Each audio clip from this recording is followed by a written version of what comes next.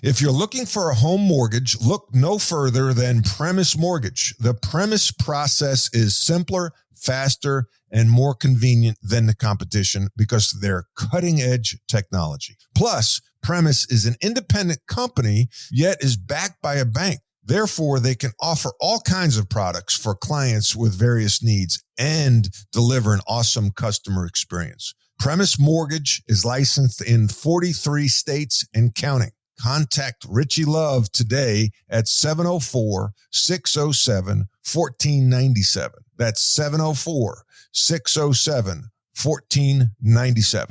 Matt Doherty, the 6'7" sophomore from East Meadow, New York. Leadership is learned. A starter on Coach Dean Smith's legendary 1982 Tar Heels National Championship team with Michael Jordan. Jordan comes down with a rebound. Clears it away to Doherty. Doherty going in against Floyd. For the layup, it's good. Leadership is earned. Head coach at the University of North Carolina and the University of Notre Dame. You notice Matt Doherty, he is up working every second of this ball game. Leadership is taught. Public speaker, author, and executive coach. And leadership does not require a title.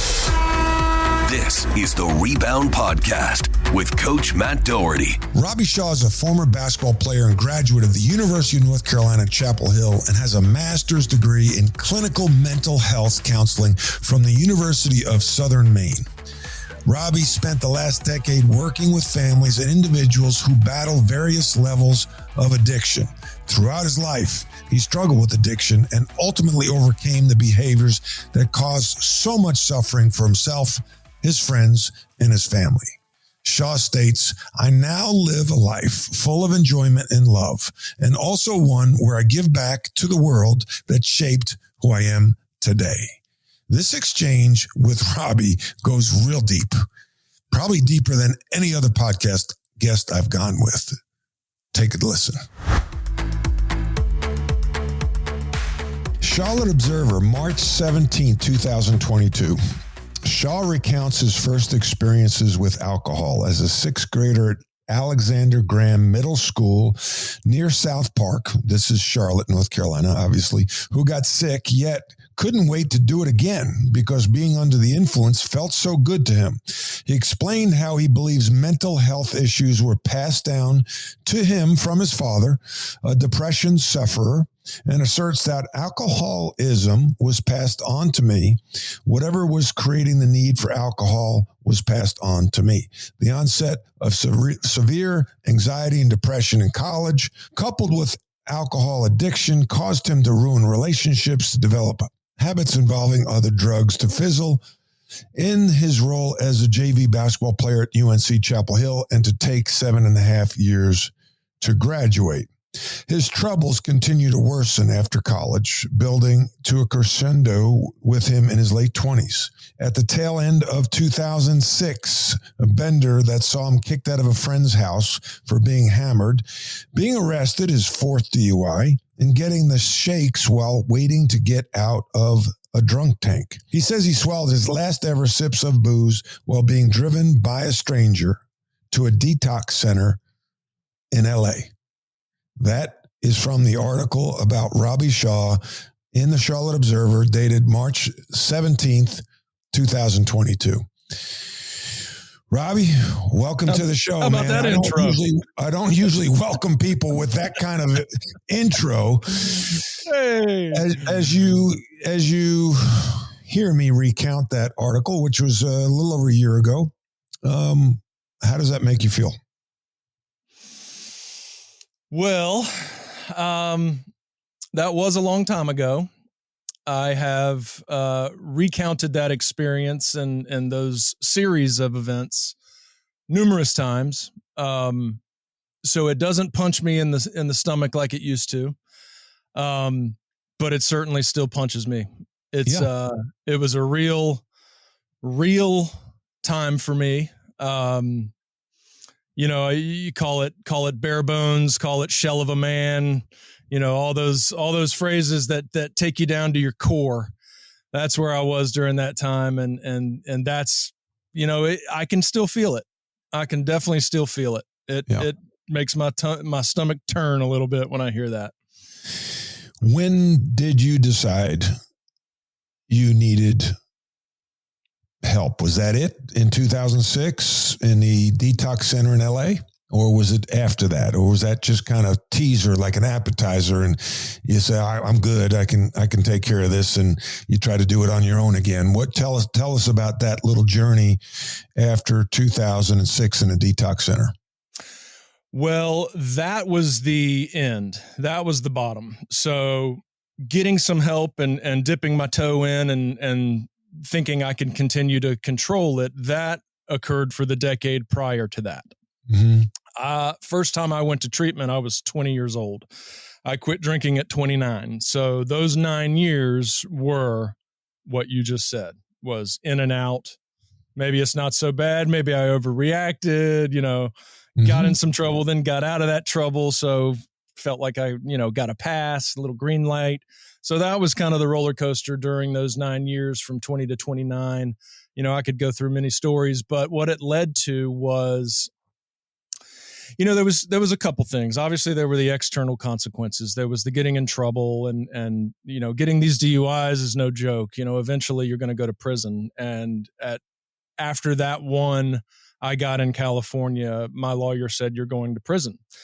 No, I didn't. And that's a whole nother story in itself. But my point is the external consequences were building and building and building. I had lost friends, lost relationships. My parents barely spoke to me, no money, no job, all that stuff. But what really led to it, obviously, and a lot of people know this, is how you feel internally.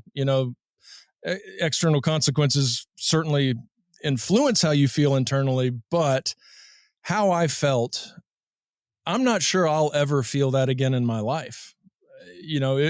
It's on the verge of, should I just, take myself out of this world?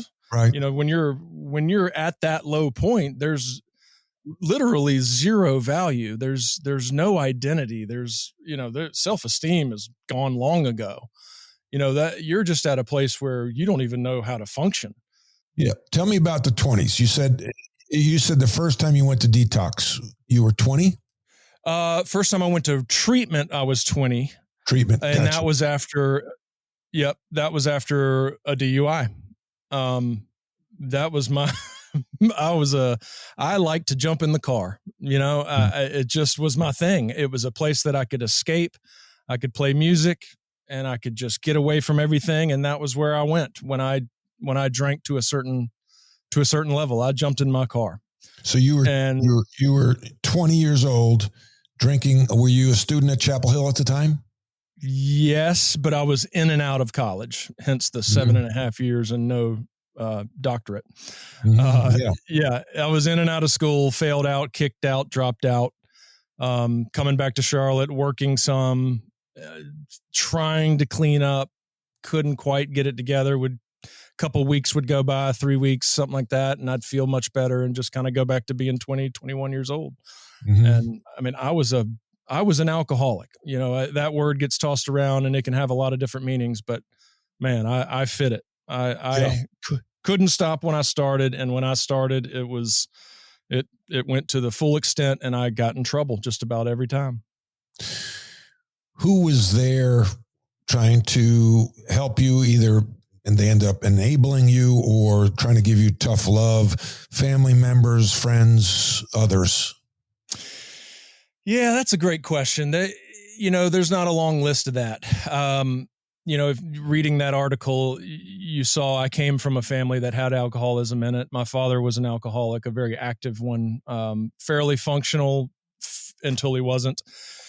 So during that time, I would say as far as enabling goes, that's my loving mother, married to an alcoholic, her son's an alcoholic, and she just wants to pamper that kid. And we're going to get you better, and we're going to get you better, and we're going to get you better. And typically, what that method did was allow me to continue to do what I was doing. My dad tried to give me some tough love, but I didn't really listen to him. Made that decision early on in my life. So that didn't really ring true. My friends early in my 20s, I was a pretty fun guy. Right. I wasn't a fighter. I wasn't an asshole. Or can I cuss on here? Or should I not? Yeah. I wasn't a jerk. I really wasn't. I was pretty much a pleasure to be around. You're fun drunk, life of the party. Yeah. I mean, for the most part, certain times people saw me go overboard, but it was a little concern, but nothing ever, no interventions or anything like that. Later in my 20s, I was living up in New York City, and it was getting pretty bad. Drugs were getting more and more into the mix. And that really is what expedited, I would say, my recovery was, getting into the drugs. It just, if I never did drugs and just drank, it would have prolonged everything. But the drugs really took you down. So in a way, the drugs helped you reach the bottom faster, and as a result, maybe reach sobriety faster. Is there Absolutely. any? Yeah, absolutely. Do you feel that everybody who has an addiction needs to hit bottom to get out of the addiction? Can they get out of it? Like, let's say it's a 10 scale and you go -10.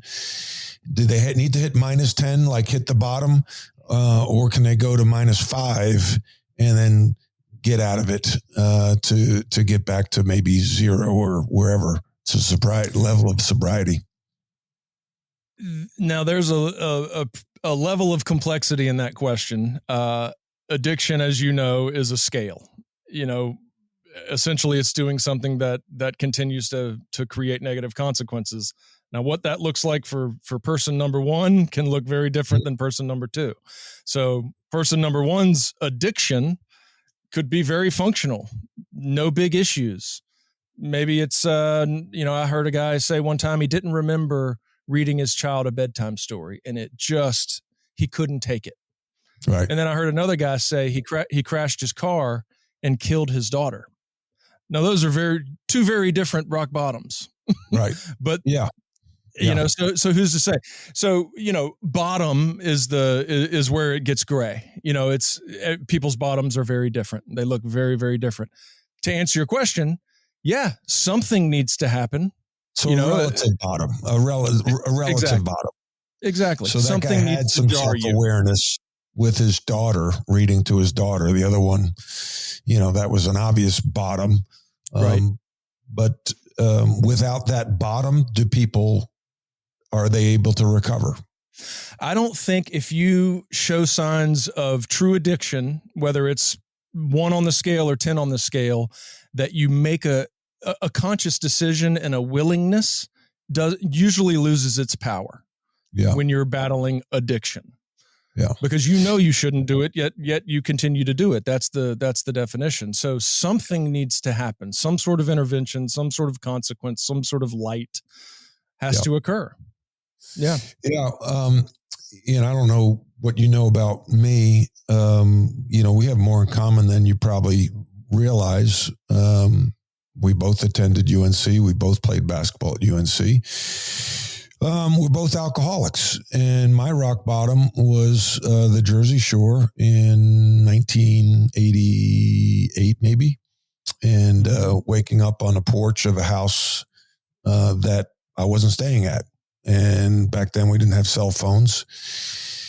And so I didn't know where I was, and I just started to walk until I found the beach house I was staying at with, and showed up, and the friends, like, that's funny, right? Mm-hmm. And when you're in your late teens and early 20s, it's kind of funny. It's like, that's what you do in college. Good story. But then all of a sudden you get to that age of 26, and it's kind of not that funny. Right. It's like you shouldn't be doing this. And I went and sought counseling on the west side of Manhattan, and she told me I had the symptoms of a chronic alcoholic. And I felt the gut punch, and then I went to AA, and that was about 34 years ago. I hadn't had a drink since, and I was blessed to recognize my bottom was the porch, waking up on that porch.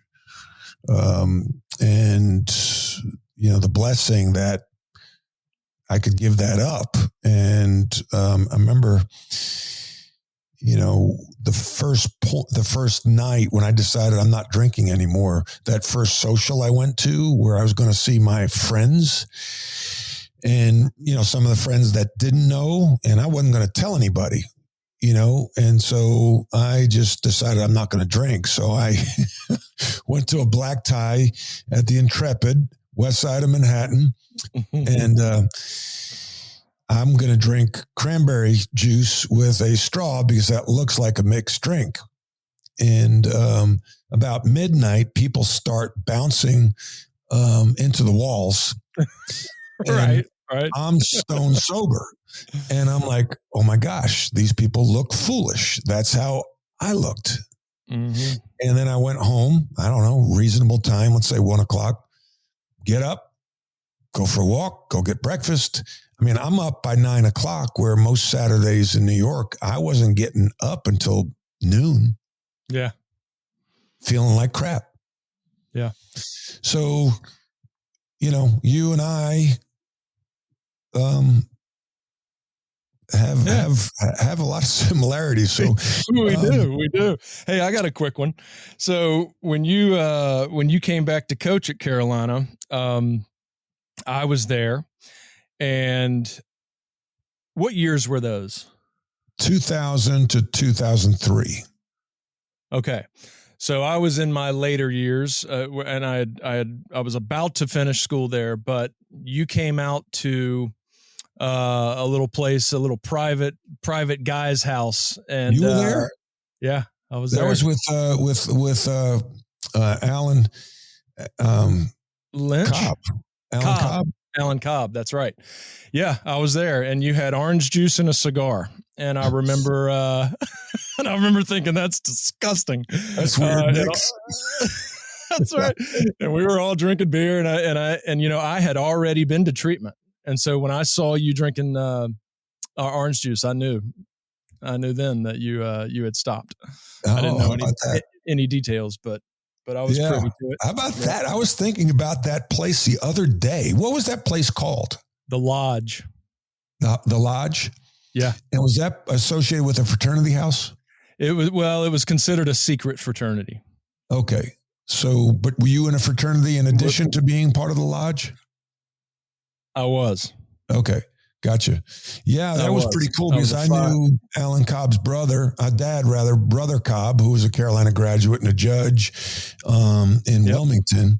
And that's how I got to be there. Yeah, I remember that day. It was a cool place. And unfortunately, I was run out of town before I really got to enjoy the Lodge with you and your friends. That's another story, another podcast. Hey, learn and grow, right? Wow. Learn and grow, man. Learn and freaking grow. Yeah. Who did you lose in your journey? Like the people that you think about once in a while. Could be a girl you were dating, could be a family member, could be a buddy that because of your addiction, you damaged that relationship and you couldn't get it back and you'd love to see him again. I think, it has been 18 years since I took a drink. And so in that 18 years, congratulations. I appreciate it. I appreciate awesome. it. I've had a couple other little issues with, marijuana's come back into play a little bit, but I'm off of that now. I mean, that's all in the past, but my point is during that time, there's been a lot of amends, right? I've made a lot of amends. And so anybody that I ran off, I've gotten back, and there's really not anyone that I couldn't repair a relationship with. That being said, it's probably worth, when I was in college, my first girlfriend, when I was a freshman playing on the basketball team, king of the hill kind of thing. I was dating this girl and she was a junior and I was just, riding as high as I could. Well, I ruined that relationship, and that was absolutely a direct result of my use. Yeah. And it was the first time in my life that I couldn't get something back. I had kind of lived a life where, good-looking guy, you can talk your way out of a problem. Exactly. And couldn't get this one back. Yeah. I remember. You remember those? Yeah. I know her name. I know her first name. And, you think, well,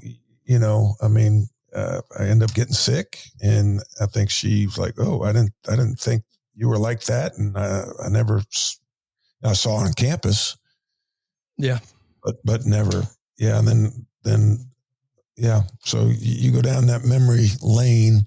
There's a lady who, without her, I probably wouldn't have gotten sober, and her name's Pendle. And I was engaged to her, and she was tough, and I needed that. And without her, I may not have gotten sober. And I thought I saw her for the first time last year at a basketball game at Charlotte Catholic. And yeah, she's walking up the steps, and I hadn't seen her. And I went up and said hello, and yeah, it's a journey, and life is a journey, and that's what this is about. Because I want people to hear these stories and realize they're not alone, and that's a line that you use. You are not alone. Yes. Talk about your work now, and this is like, I wrote a book, Rebound from Pain to Passion. And so I'm turning my passion, my pain, which was losing my job at North Carolina. They questioned my leadership, into my passion of teaching leadership. And yours pain was the addiction we just talked about.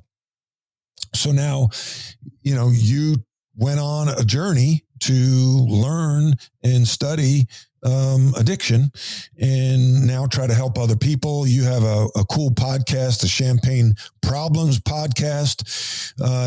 Tell us about You Are Not Alone. Tell us about what you're doing now and how you turned your bad experiences into helping others. Whew. Okay. Well, I'll start by saying, when you were telling some of your story about Pendle and some of those heartbreaks and those things that we went through that just were extremely painful, I think a lot about, I have an older brother who has 4 kids, and his second oldest was a phenomenal baseball player at Myers Park here in town, and got really good his junior year. And his senior year was going to be, they recruit for baseball super early. People are getting recruited as sophomores. And so he was a little late to the game, but his senior year, he was the man, and he was going to be the man, and he was probably going to get to go somewhere good. And COVID hit, and it got thrown away. And so baseball was over for this kid, and he was all in on baseball. And I remember saying to him, this will all make sense one day. And then I had to follow that up with, that doesn't make sense in itself when I say that. And I understand that, but there's times in our lives where we look back and say, if that didn't happen, then this wouldn't have happened. And if that didn't happen, then this wouldn't have happened, or I wouldn't have this, or I wouldn't have this relationship. And I just love that, especially now that we are further in our lives and can look back at series of events and say, those things led me to that, which led me to this, and led me to where I am now, which I'm very happy with. And I love that. I think that's really cool as far as just what, I lost my train of thought. What your first thing was? Well, it was about how you turned this negative addiction into a positive, and the line that you have, I've read in an article, You Are Not Alone. Yes, your podcast. Yeah. So talk about so that, You Are Not Alone and how you're helping people now. Yeah. So that, it'll all make sense one day, leads you to, looking back and working with people who are battling similar things. And yeah, I mean, I studied addiction, I battled addiction, but my addiction is a symptom of other stuff. I mean, it's, that was just a coping mechanism and a soothing mechanism and a survival mechanism, really, because I just was not able to deal with the pain that I was feeling. So there was all these other things that had taken place in my life that led to the addiction. So I can look back and work with all these people and try to help them through addiction. But really what I'm working with them on are all of these experiences and emotions and reactions and thoughts that they are uncomfortable with. And that's where we're not alone. And that's, I often say that. And I did say that a lot in that article, because people feel these things, and it's whether it's anger or sadness or grief or whatever it is, and it hurts and they don't want to feel it, but they also think something's wrong with them. And that's, I mean, I felt the same thing. I was heartbroken over a girl. Why am I such a wimp? Why can't I be tough and macho like my buddies and da da da? Well, we're all battling the same stuff. We're just not talking about it, or we're not open about it. And that's normal and natural. Like, we don't necessarily naturally want to talk about feeling sad to our buddies at the fraternity. But the fact is, we're not alone. We're all feeling it. So why I got into that area of work, it's what I knew. I think that was really the main reason, was because my 20s, I didn't have much to show for. I mean, I had jobs. I worked on Wall Street. I did some stand-up comedy, but none of that stuck. None of it. I mean, it was all a blur and a haze. And so I couldn't really utilize that going forward. So when I got clean and quit drinking, it was a clean slate. I was like, what am I going to do now? I got nothing. So I'm going to start fresh. And it just made sense. I know chaos. I know pain. I know depression. I know feeling like it's the end. I know feeling helpless and out of control. And all these other people I know are feeling this. So why don't I go work with these people? It just makes perfect sense. And so that's what I did. I got a master's degree in clinical mental health and went down that path. And where was your first job in clinical mental health? I've always been in private practice. I've always worked for myself. I got my master's degree from University of Southern Maine. I was living in Portland, Maine with my now wife. And, so I did a couple internships and some jobs with some hospitals up there. But as soon as we moved out and I started working professionally, it was always for myself. So did you meet your wife while you were sober or before you became sober? Great question. Before I became sober. Yeah, that's what I do, man. That's what I try to do, is ask some good questions. I love it. There's little things blinging in your head. Yeah, I met her when I was living in New York. When I was towards the end. I mean, I was, up for nights in a row and met her at a wedding down here in Hickory. I flew back from New York, met her, sparks flew. We dated long distance. Hot shot comes back from New York. Oh, big hot shot in his tight jeans. Yeah. What kind of jeans? Yeah. And she had actually lived in New York previously and then came back to Chapel Hill to go to medical school. Anyway, so we dated long distance and I was able to hide it, as best I could from her. And I hate that because I still have to look at my wife and know that I was so dishonest with her, but I hit my bottom during that time we were together and it got really rocky and she left me and came back and then left again. And then I got clean and we rekindled everything. And, what's your wife's name? Here we are now. Her name is Dr. Ashley McDonald. And she's an Ashley angel. McDonald. She is an angel. Good. Great name. So she had to really learn to trust you because she didn't know, right? So how long did that take? Well, earlier I mentioned that I've had some issues since I quit drinking with marijuana, and that I've lost her trust in that space again. As recent as 2 years ago. So she trusts me in a lot of areas, but it's still a little gray in the sobriety area, unfortunately. So you were talking about alcoholism is a symptom, or drinking, the addiction is the symptom of other stuff. And then you mentioned pain. Talk about that a little bit more. What is the pain? What is your pain that you're trying to deal with through alcohol and drugs? That's deep, Coach. Deep. We go deep, man. Yeah, let's do it. We go deep. I'm all for you're it. getting a little like, you're kind of moving around. If, the people that squirmy over here. just listening, you're moving around, you're getting a little sweat on your brow. Come on. You're not running 33s in the Smith Center. No. No, I love talking this stuff. I could do this all day. Yeah, my pain started early. I mean, I had an alcoholic father, a severe alcoholic father.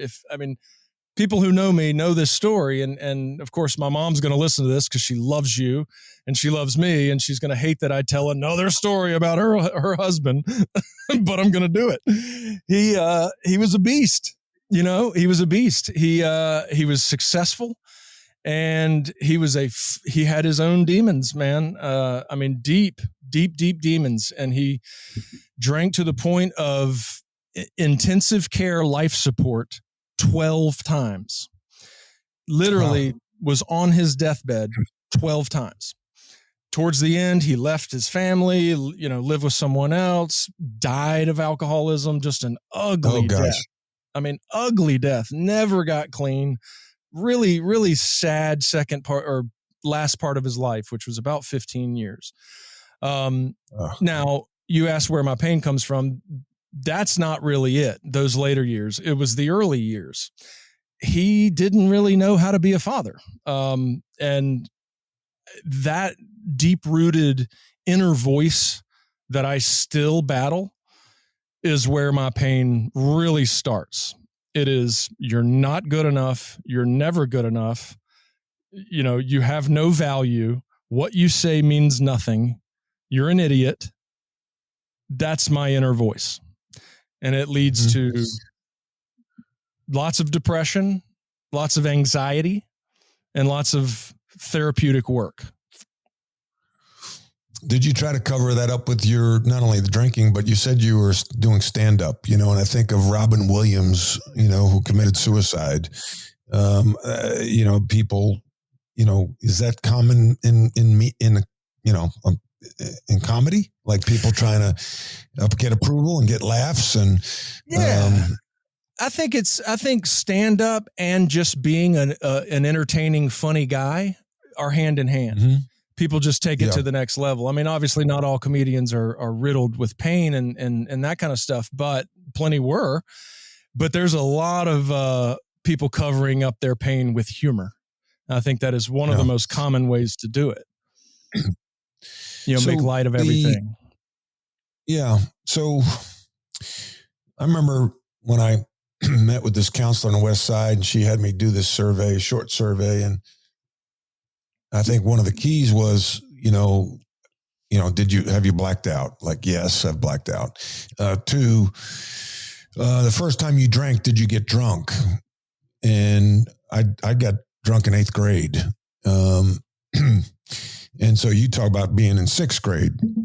So you beat me, by the way. That you were a 6th grade All-American drinker. I didn't become an All-American drinker till I was 8th grade. So I'm a little. But anyway, I just tried it in 6th. I wasn't a drinker quite yet, but I tried it. But did you get? I know, but your first time drinking, you got sick. So did you get?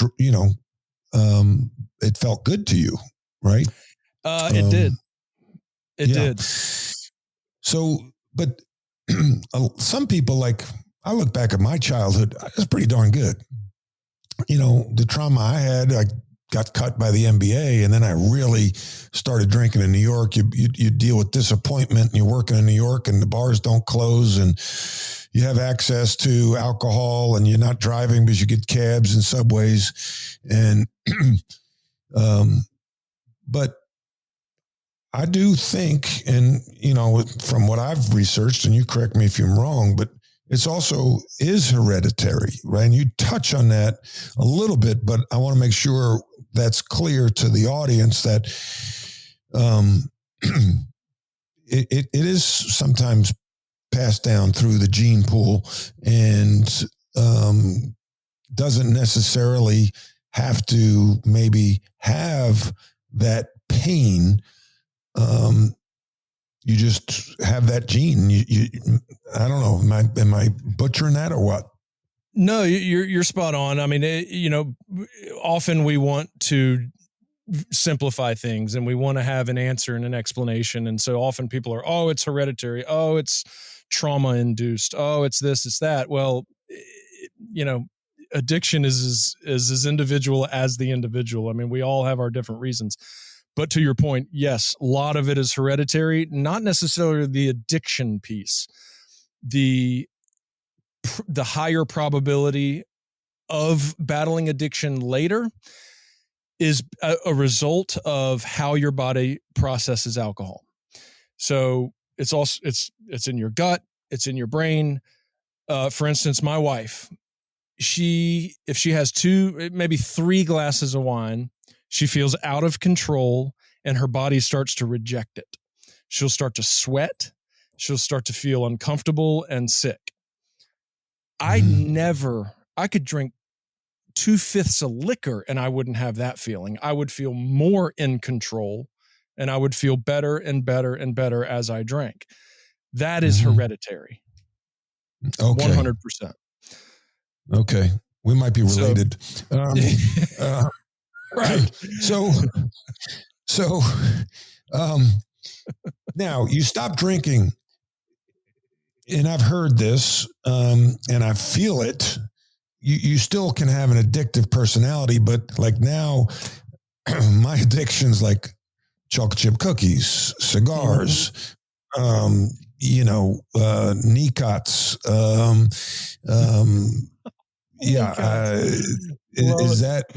Is that fair? I mean, does the addiction transfer? I mean, I think it often does. I think that is super common to some people thrive off dopamine. I have a doctor that tells me I'm a dopamine guy. And so I'm always looking for a hit. Boredom kills me.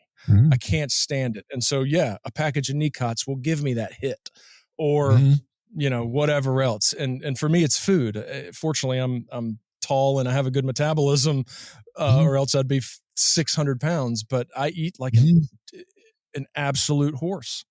I don't stop. I love it. I love to eat. I really do. So, some people comfort food. Chinese. Really? Oh yeah. Yeah. What Sweet about and New savory. York? You spent that time in New York. What about New York? The Italian food get you? I love the Italian food. I love the Chinese food. I would say those are my 2 favorites, Italian and Chinese. Yeah. When I was there, it was early 2000s and the China Grill. Do you remember that place? Yeah. Somewhere kind of in Midtown. It was a big old Chinese restaurant, but a little bit nicer. God, we used to kill that place.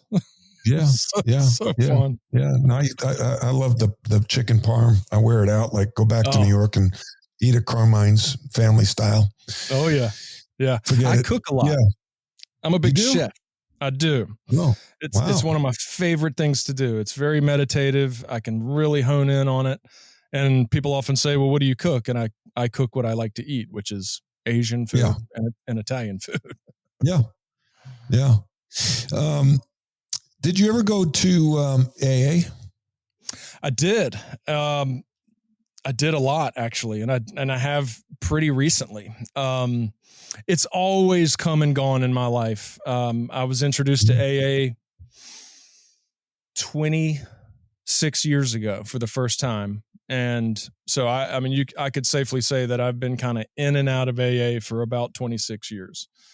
It's always my go-to when I'm struggling. Mm-hmm.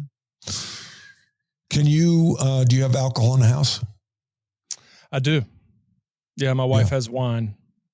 Yeah. Yeah. Me too. Yeah. That's not you go to a party, you go to a party or a bar or restaurant with friends. You okay? I am okay. I don't choose to do that very often. I rarely socialize in a big party kind of atmosphere. I much prefer smaller, more intimate settings. But if I have to, holidays and whatnot, I'm okay for a while. It's not that I'm not okay in the sense that, I get squirrely and maybe want to drink. It's that I don't have fun. It's miserable, right? I mean, if people spitting all over you and sweating and yelling at my wife, I'm like, let's get out of here. Yeah. Wait till you get to be 61.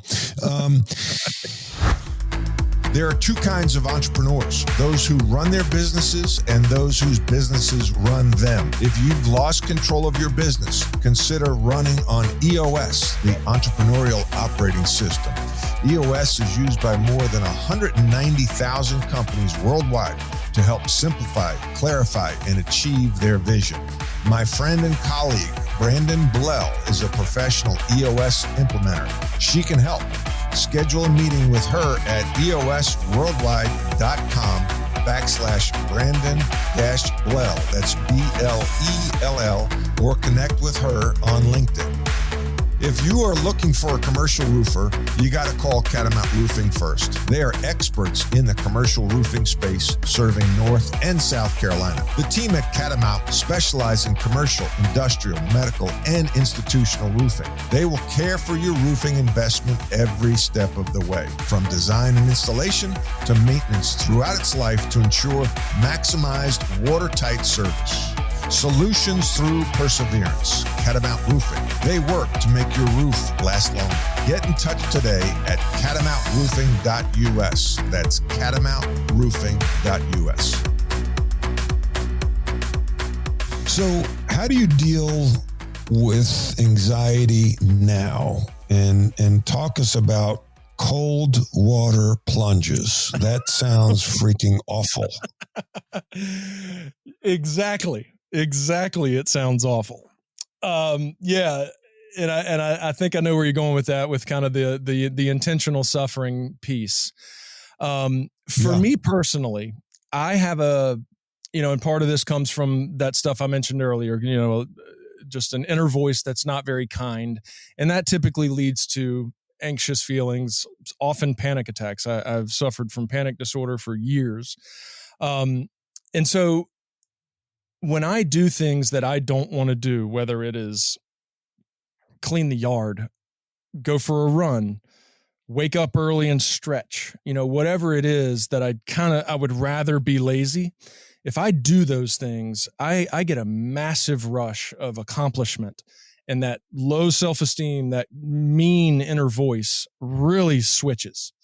And so the anxiety typically goes away when I do those things.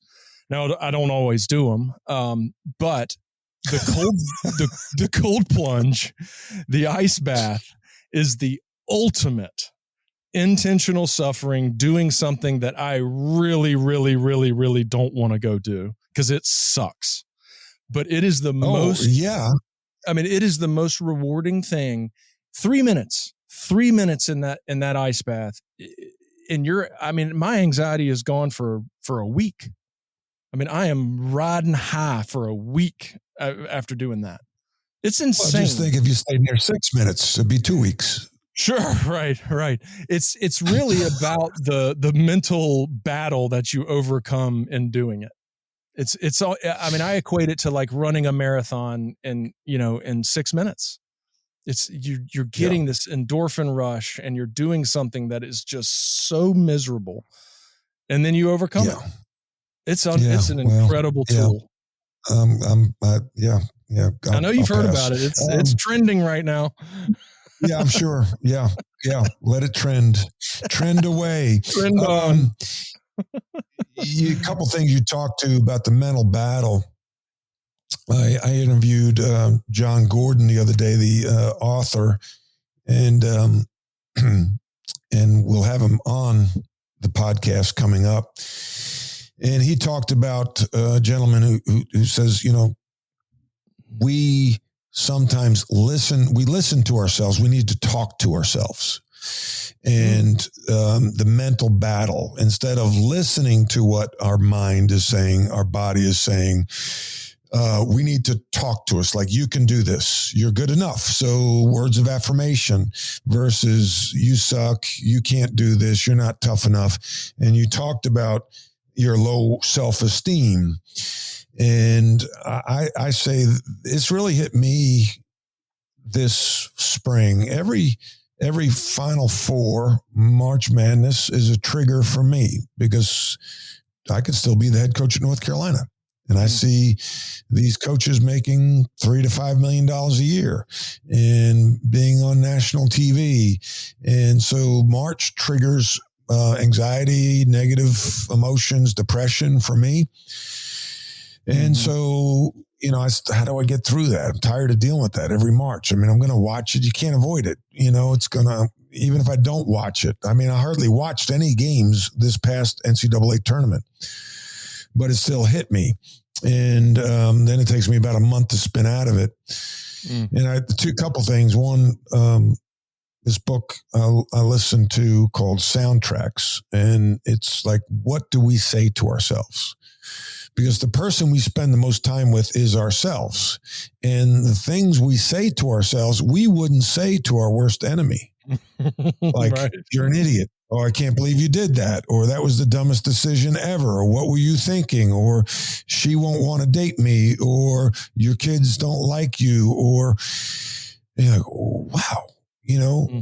So these, like in the morning, I do three things. I pray, I journal, and I do an anthem. And at first I thought this was soft, like I grew up in New York and you gotta be a tough guy. And, this is BS. And I'm not going to tell anybody I'm doing this. Like, that's way soft. And I started doing it and it helped. So, like the anthem is like, today's a new day. I'm in charge. I'm the CEO of me. When you deal with, faced with an obstacle, do it anyway.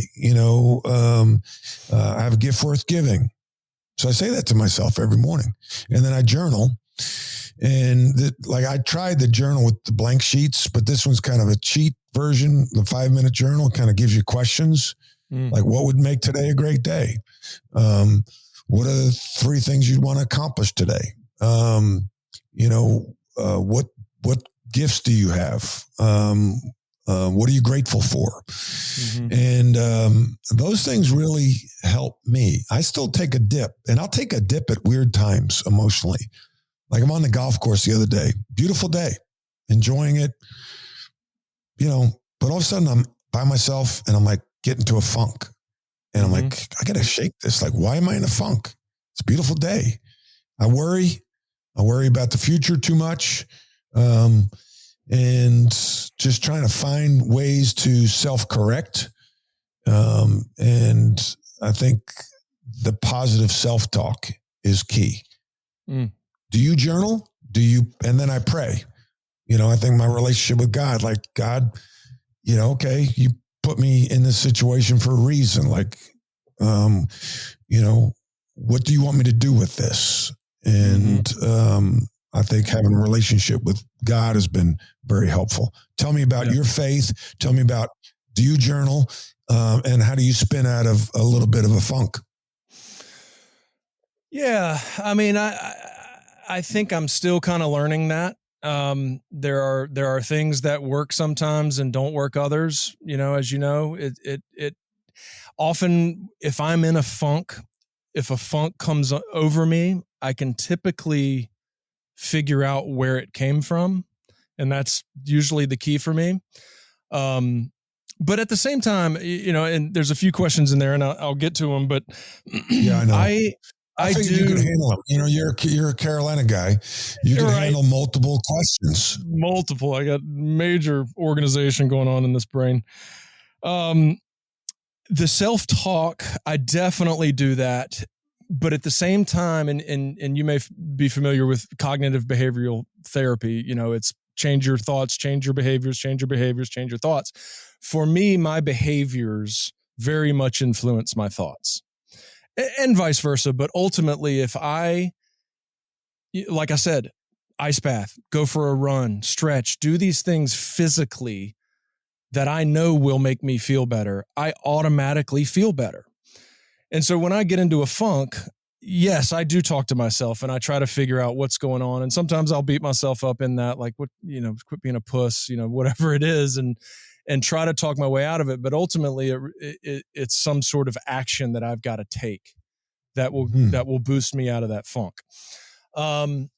not every time, who knows? It depends on what's creating the funk. But I will say that after, not that I am, in my latest years of life, but the life that I have lived, I don't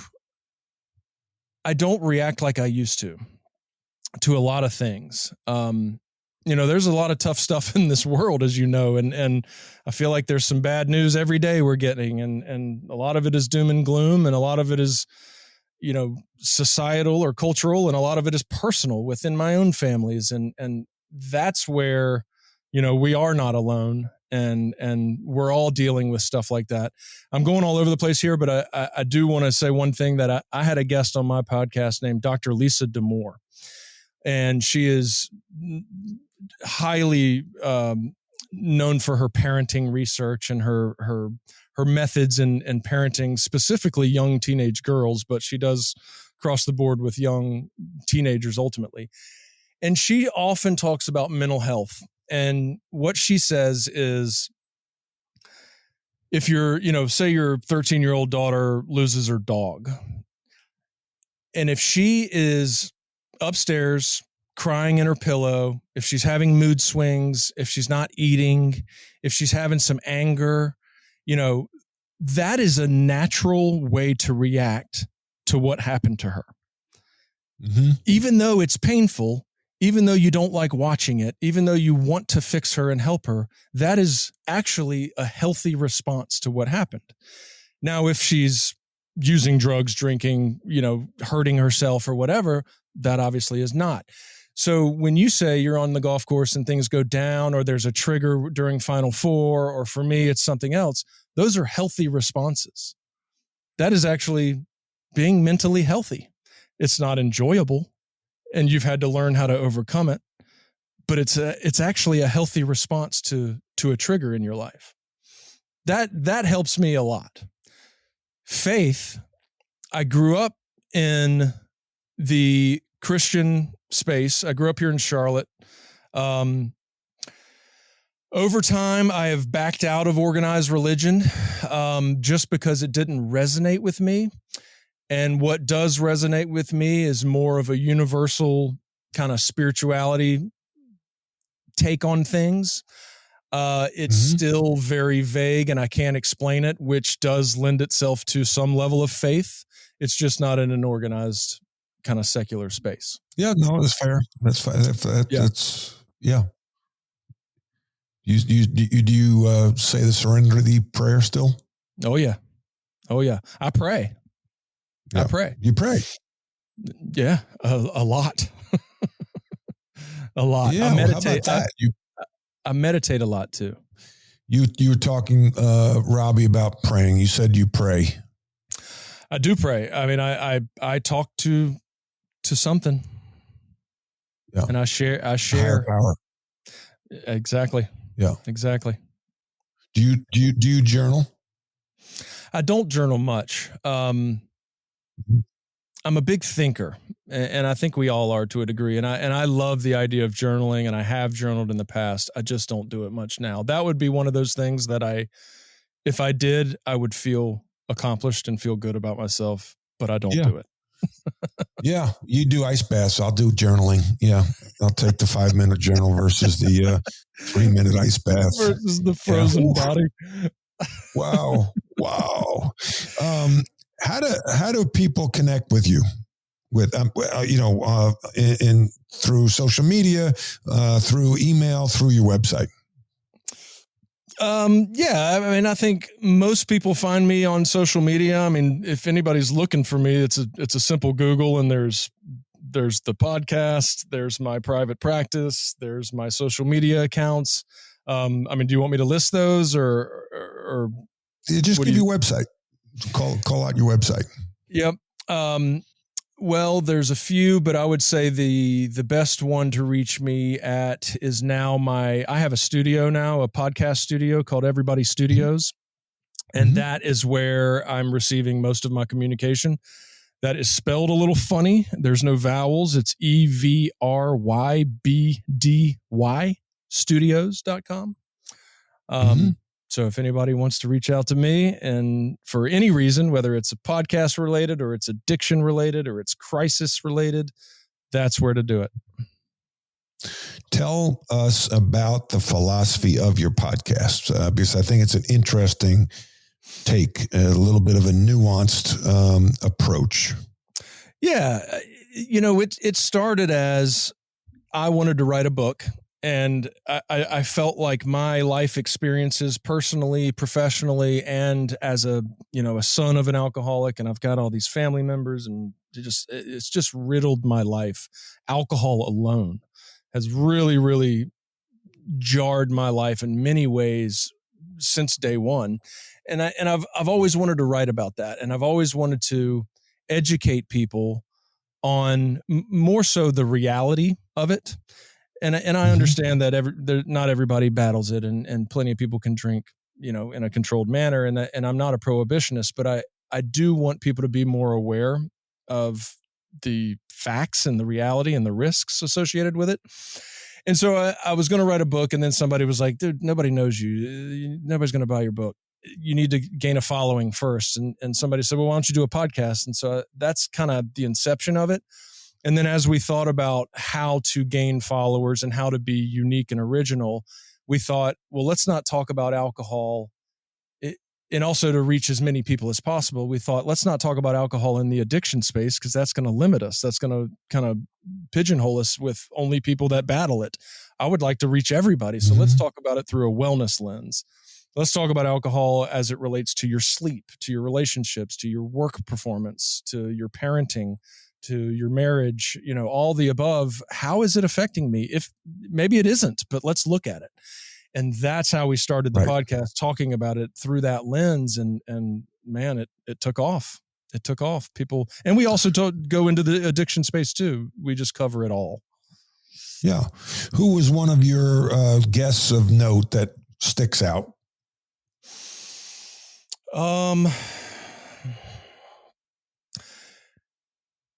Do you know Laird Hamilton and Gabby Reese? Laird Hamilton's a big wave surfer. Gabby Reese, his wife, she came on, and I've actually become connected to them, and I've done some workouts with them. Gabby came on. She's incredible. Carrie Walsh Jennings, gold medal winner, beach volleyball. Yeah. She came on. Mm-hmm. Who else? Our favorite Dookie, Gerald Henderson, came on. He had some really good stories. Mark Manson, who wrote the book, The Subtle Art of Not Giving a F-U-C-K. Very popular book. He came on. He actually came on. I asked him to come on, and he wrote back, I'm not doing any interviews right now. I'm actually not doing any podcasts, but a month ago I decided to stop drinking. So I'm going to come on and go public with it. And so he went public on our show with that, which was pretty cool. That is pretty cool. Yeah. As you've studied addiction and talked to a lot of people, what is a good book for somebody to read, to learn more about addiction? Or maybe they're wondering, do I have a problem? Do I not have a problem?